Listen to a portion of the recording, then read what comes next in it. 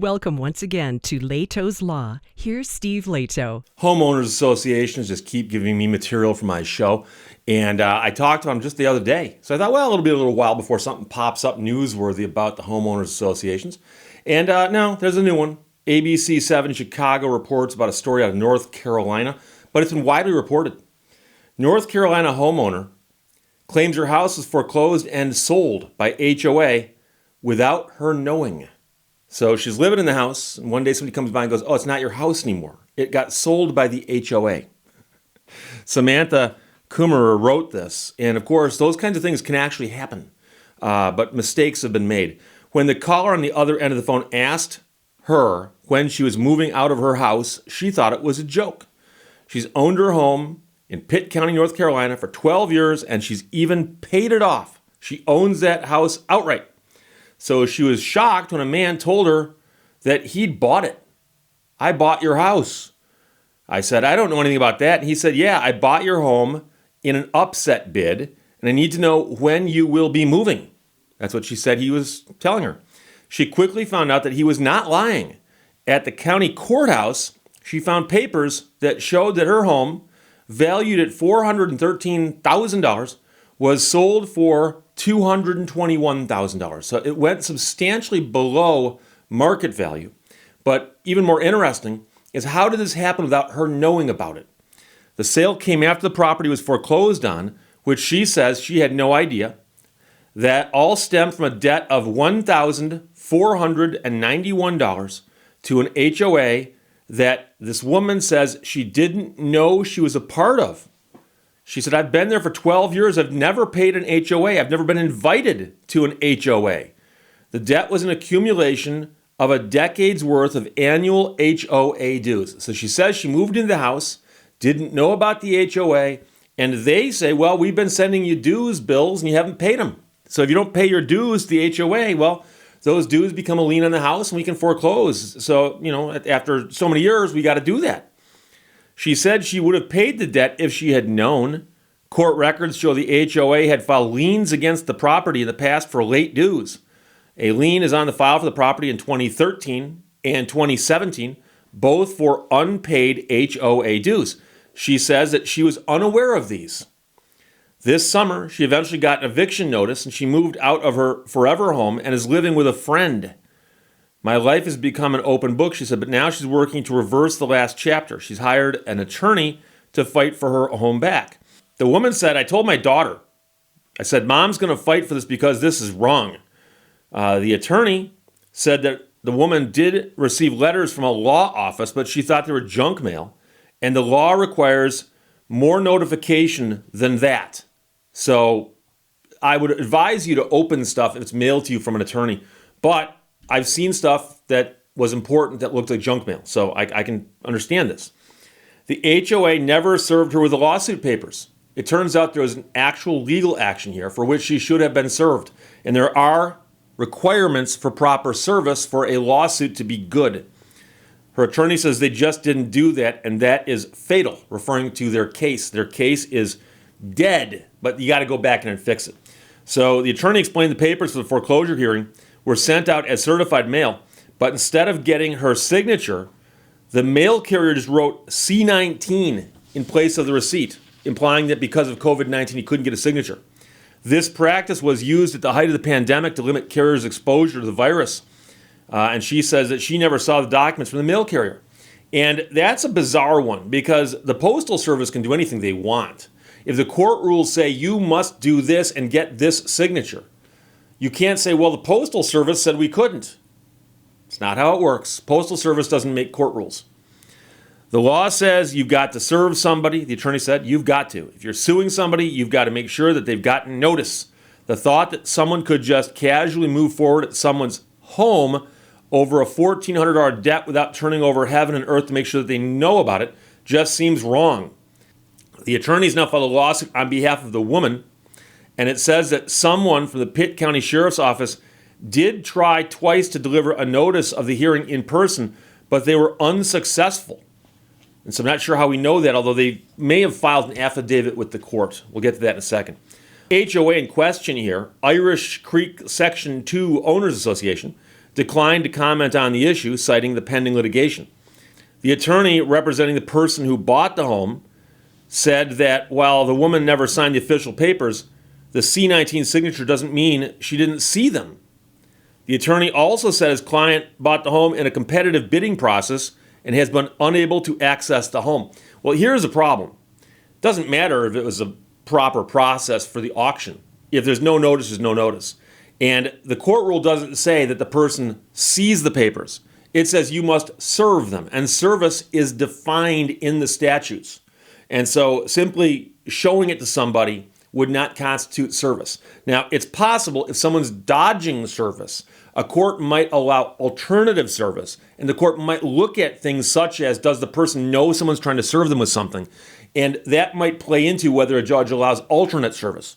But I don't think there's any indication here that they got an order for alternate service.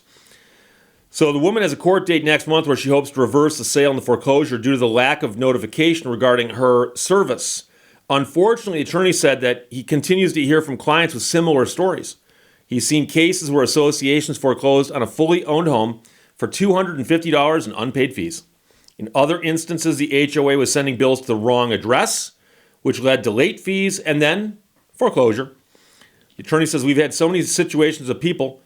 These are their neighbors. They knew where they lived. Somebody could have knocked on the door.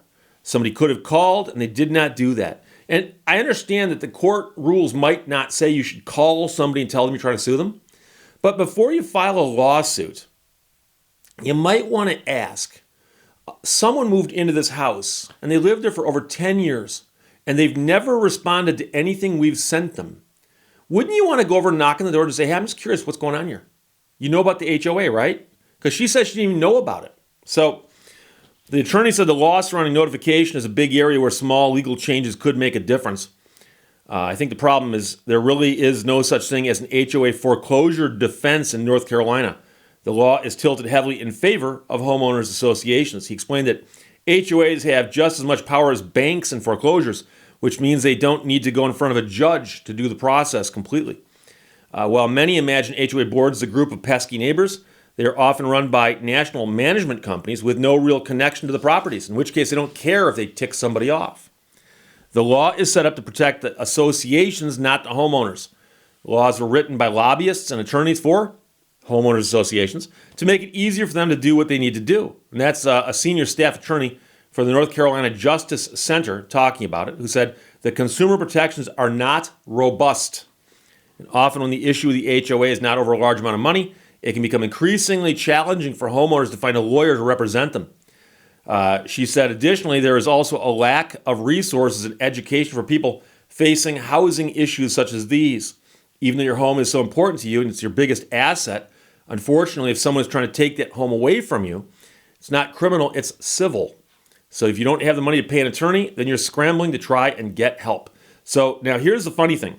At the end, the TV station had a list of advice for homeowners with HOAs. Advice for homeowners. Now, I've talked about HOAs so often, and I've often given some advice.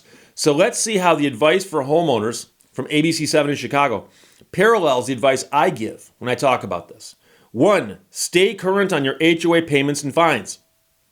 I'm not sure if I've ever come out and said that specifically, but that is something that I would highly recommend.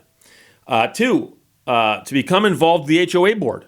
Vote, participate, maybe even run for office. Now, I'm not sure if I've ever actually mentioned that specifically as something you should do, but I mentioned that I was on my condo board. And one reason I did that is I kind of wanted to see how things were working, because once in a while they did something crazy. Keep notes when interacting with an HOA. Well, that's true almost anytime you're dealing with anybody where a situation could get out of hand. You should take good notes. Before buying into a neighborhood, decide if you want to be in one that has an HOA. So you should know what an HOA is and make that part of the decision before you make the purchase. And finally, read the bylaws of the HOA you're buying into before purchasing your home. And I've said it a million times that most states require them to make those rules available to you before you close. And if they don't, it actually is to their detriment, because you're going to have people moving in who don't know what the rules are. And so a lot of times, buried in the documents at the closing, it'll say this house or whatever it is in a homeowners association or a condo association. And there are bylaws that govern the people who live in this house and how they must behave. And those bylaws are part of this transaction. They get recorded with the deed oftentimes. And so if it's that important, it gets recorded with the deed, you should know about it and you should read it. So that's great advice. And I think I've said that before, that you need to know what you're getting yourself into. Ask yourself a couple times, do I really want to do this? But make sure you've actually read the rules. So here the woman says that she didn't even know she was in an HOA. And that's an interesting twist because in some states, it's required that they notify you. And I've mentioned before that Michigan actually has a residential real estate disclosure form. And so if you're buying or selling real estate that's residential in nature, there's a form that the seller fills out and gives to the buyer to disclose the things that people might want to know about. And one of them says, is there an HOA? Yes or no? And you check one of the boxes. So at least in Michigan, it'd be very difficult now to make the argument that you didn't know you were in an HOA. So if you go to buy a house in Michigan, somebody checks that box and you go, wait, there's an HOA? If that's news to you, start doing more research before you close. So it's a crazy story because a woman lost her house and she said she didn't even know she was in an HOA. And so it appears that mistakes were made because the question is regarding service. Was she properly served with things? Now, I know some people are going to say, Steve, she ignored letters from a lawyer's office. Well, you know something? That's not what the court rules say is good service.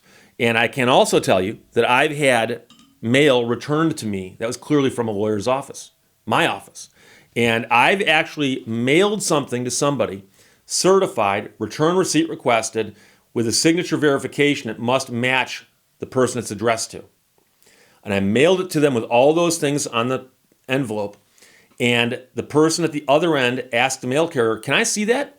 Ripped the envelope open, opened up all the papers inside the envelope, looked at it and said, oh, I don't like this, folded them back up, stuck them back inside, put a piece of tape over it, and said, refused, return to sender. And when my mail carrier brought it back to me and said, oh, this came back, I said, you guys let them open the mail and then they can decide if they want to keep it? He goes, they're not supposed to. But then again, that person may have been a friend with the mail carrier. I don't know. So weird stuff happens, but the court rules say you got to prove that you served them properly under the court rules and file that proof of service with the court. So we'll see what happens. But as of right now, a North Carolina homeowner says her home was foreclosed and sold by an HOA without her knowing that she was in the HOA or that the home was being sold. ABC7 ran it. Samantha Kummerer wrote it. Frank, Rich, Jim, Andrew, Andy, Jonathan, Edward, Garth, and Mike all sent it. Thanks a lot. Questions or comments, put them below. Let's talk to you later. Bye-bye. Thank you for watching Lehto's Law. I wish I knew at 30 half of what I thought I knew at 20.